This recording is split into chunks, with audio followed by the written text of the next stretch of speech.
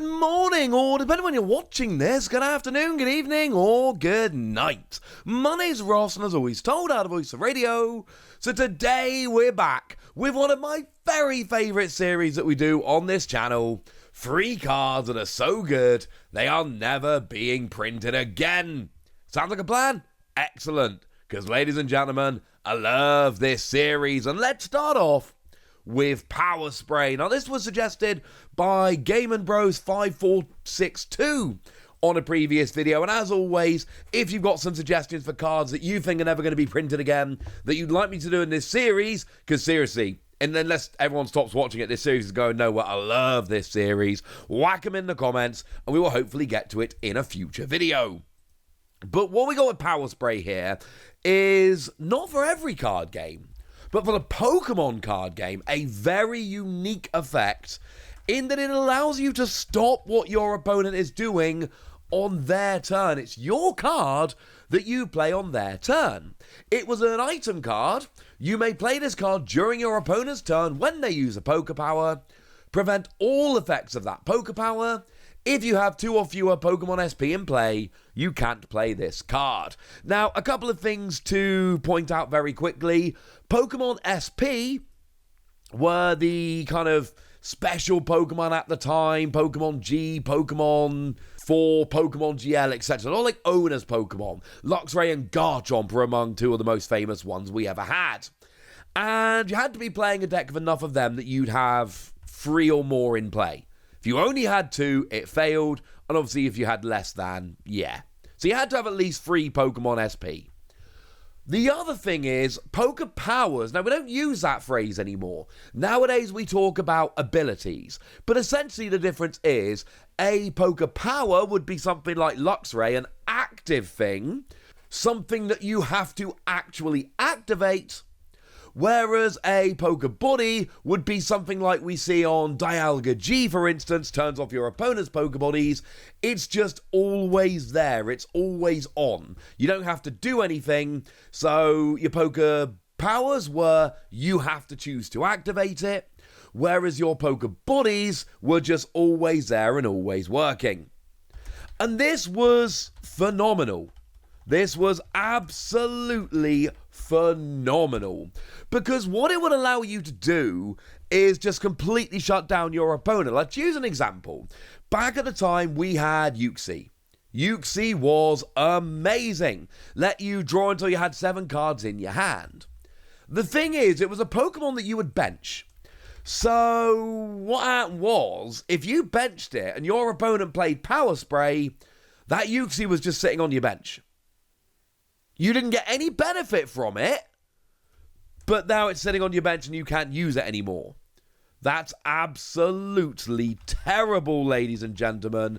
Absolutely terrible. But if you didn't have anything else, there would be games where you play Uxie, your opponent would Power Spray, and then you just lose.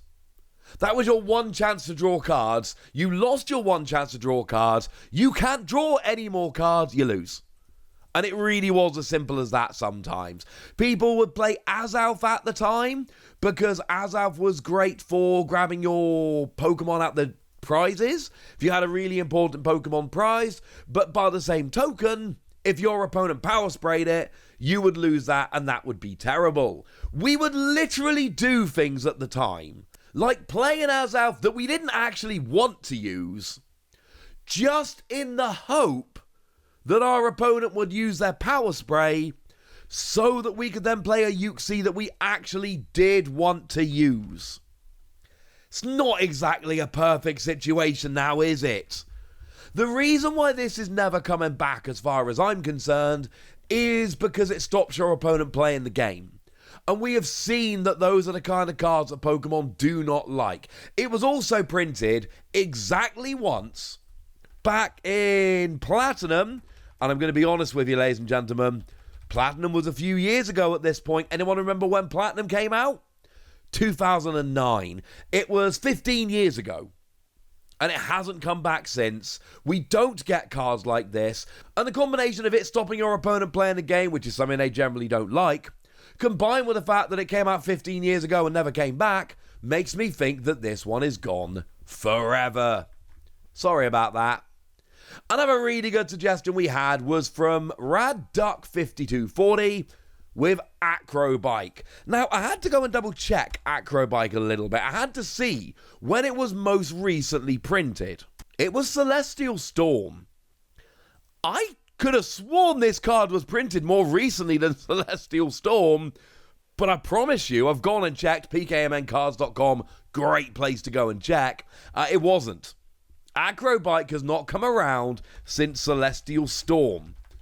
And it's been a while, ladies and gentlemen. Celestial Storm was a Sun and Moon era set, which was 2018.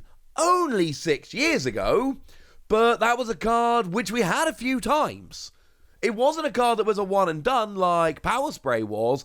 We had a few different prints of Acro Bike over the years. The first one came around in Primal Clash, and then we had a few extra reprints before it got its final print in Celestial Storm. Technically, there was an alternate art Pokemon League reprint later with lovely artwork, but that one doesn't really count now, I'm sorry. And my point here is, this is a card that we kind of expected to keep coming back. And it didn't. It was here, and then it went away. And it didn't come back. And if we have a look at what the card actually does, you look at the top two cards of your deck, one goes into your hand, and one gets discarded. And what this does is it gives speed to decks. A card I previously featured in this series was Bicycle, an item draw that drew until you had 4 cards in your hand. Which, I mean, in Pokemon it was good. In other card games it would be absolutely over the top broken. They would never print it in some card games. Pokemon they did, but again, that's a card that hasn't come back. And I think the real lesson here is that Pokemon doesn't like good item draw. Because good item draw leads to decks which are too fast. Good item draw leads to decks that win before your opponent has had a chance to play the game. And that's not ideal. Pokemon, if you look at the kind of bans they've done in the past, they don't like cards that speed the game up to the point where one person can win before anyone else has done anything. Like, if we go post Acro Bike here and look at some of the draw we've had, it's terrible. Like, Rotom Bike, draw until you have 6 cards in your hand. That sounds really good. Now your turn's over. Gutted. And in fact, one of the best arguments I can make for Acro Bike never coming back is Trekking Shoes. Because Trekking Shoes is out right now, and to put it bluntly, Trekking Shoes is Acro Bike if Acro Bike was considerably objectively worse. Acro Bike lets you look at the top 2 cards of your deck. One goes in your hand, one gets discarded. You get the best of the 2 cards on top of your deck. And you also get to put a card of your choice in the discard pile from those top 2 cards. What Trekking Shoes does is you look at the top card of your deck, and you can either put it in your hand or discard it and draw a card. Now, if you discard and then draw, you've had the same basic effect as Acro Bike, 1 card drawn, 1 card discarded, but you didn't get to look at both of them and then make the decision. You only saw one of the 2 cards before you had to make that call. Although the Amelakart artwork we've got to show off here from Crown Zenith is amazing. My point is, Trekking Shoes is just a worse version of Acro Bike. Rather than looking at the top 2 cards, one goes in hand, one discard, you look at only 1 card, and you can either draw it or discard it, and if you discard it, you draw a second. But you don't get to look at them both before you get rolling.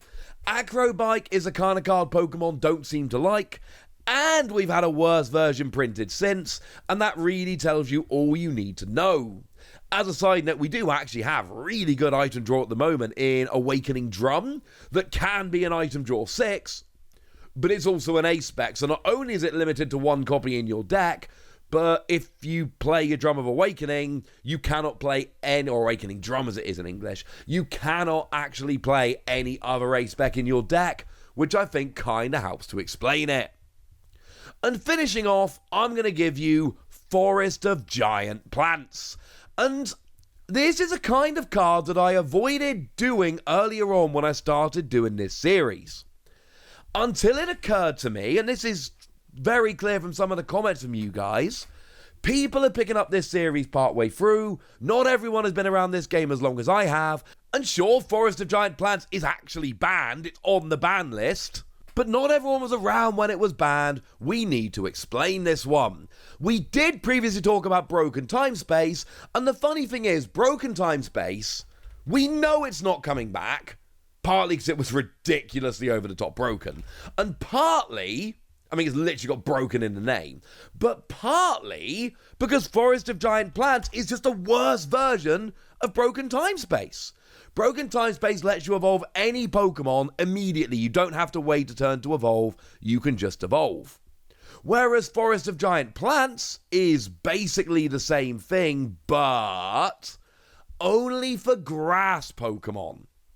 Same basic thing, but now it's only for grass Pokemon. And it still completely broke the game to a point where there is no chance it's coming back. And by the way, when I say this isn't coming back, I don't just mean this isn't coming back. I mean there is going to be no other version of this. Like, we're not going to get Forest of Giant Steel or Steel of Giant Beams or something along those lines. Not happening, all right? We're not getting it for grass, but we're not getting it for any other color. So take Decidueye, for instance. Decidueye is a very mellow example of why this card ended up getting banned. Decidueye GX had a really nice ability that let you drop 2 damage counters on one of your opponent's Pokemon during your turn. Seems like a good but not particularly game-breaking ability. Until Forest of Giant Plants comes in. Forest of Giant Plants says you can evolve that Decidueye turn 1. Going first. So now I'm dropping damage on my opponent's Pokemon before they've even drawn a card, before they've had a turn. And yeah, people did legit get like 3 Decidueye out. They play turbo builds, get multiple Decidueye out turn 1, and actually donk using Decidueye's ability. But that is not the worst thing that happened with Forest of Giant Plants. Like so many times in the history of the Pokemon trading card game, the worst thing that happened with Forest of Giant Plants was Vileplume. We've actually had a couple different Vileplume that block trainer cards. We had one back in Heart Gold Soul Silver, and then we had it again quite a bit later in Ancient Origins. But they both did basically the same thing. They stopped both players playing items. So what you would essentially do is you would just play a deck that didn't really play many item cards. And then you would just try and go first, Forest of Giant Plants, evolve up into Vileplume. Your opponent hasn't yet taken a turn. They haven't had their first turn of the game, and they don't get items. And they never get items. You can go first and just lock your opponent out of the game from before they ever even take a turn. Which I think we can all agree is a bit over the top. And that is why, ladies and gentlemen, that is why it had to go. One of the most hilarious things people did with Forest of Giant Plants was they actually played it with the supporter card AZ. AZ let you pick up one of your Pokemon. So you would play AZ, pick up your Vileplume, and then once you'd picked up your Vileplume, you would use all of your item cards and then play Vileplume back down so that you got a turn of items and your opponent never did. It was incredibly mean. Or kind of funny, depending how you look at it. Point is, it was a card that was just beyond broken. And it wasn't a good thing for your opponents. And it really did. It kind of ruined the game, honestly. And in the short time we had it, we had Decidueye that was a little bit of a problem, and then Vileplume that was a lot of a problem, and it's only going to get worse. If we kept making these kind of cards, we'd keep having these kind of issues. But the biggest issue today is that we are unfortunately at the end of the video. We've looked at all 3 of these cards, so now it's over to you guys. What do you think about these cards? Do you think I'm right when I say they're never coming back? Or do you disagree? And of course, and this is very important, which cards would you put on this list for a future video? Cards that are never coming back. Go nuts in the comment section, but be nice! And then make sure you like this video, subscribe to this channel, follow me on Twitter at @TheWasi. That's where we talk about Pokemon and a whole bunch of other card games. And please do consider checking out patreon.com/PTCGradio, where you can support the channel, get some bonus podcasts and all kinds of fun things. But by far the most important thing as always, look after yourselves till next time, would ya?